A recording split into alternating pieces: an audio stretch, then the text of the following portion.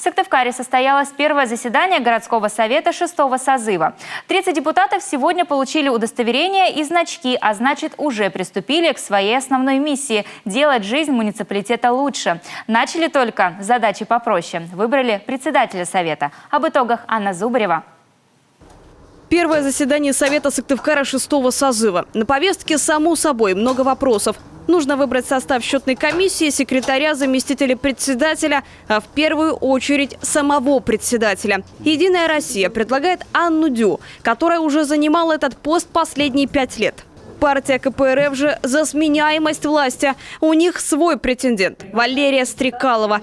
Как результат, у коммунистов 4 голоса, а у бывшего председателя огромный перевес. 25 депутатов выражают ей свое доверие.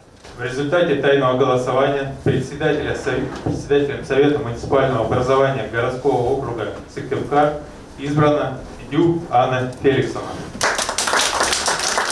Всего в Совет города на период с 2020 по 2025 на прошедших выборах было избрано 30 депутатов.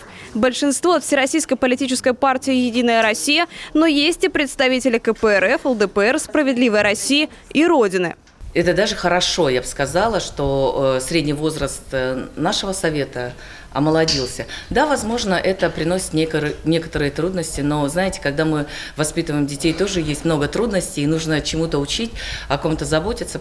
Как отмечает Анна Дю, основные векторы работы остаются прежними. Главная задача – сделать жизнь каждого жителя комфортнее. Плотное взаимодействие с мэром Сыктывкара Натальей Хозяиновой и другими ведомствами этому должны только способствовать. В целом, утверждает председатель, готовы рассматривать любые предложения от ее новоиспеченных коллег. Уверена, свежие идеи помогут сделать город лучше. Анна Зубарева, Павел Фетисов, Юрган, Сыктывкар.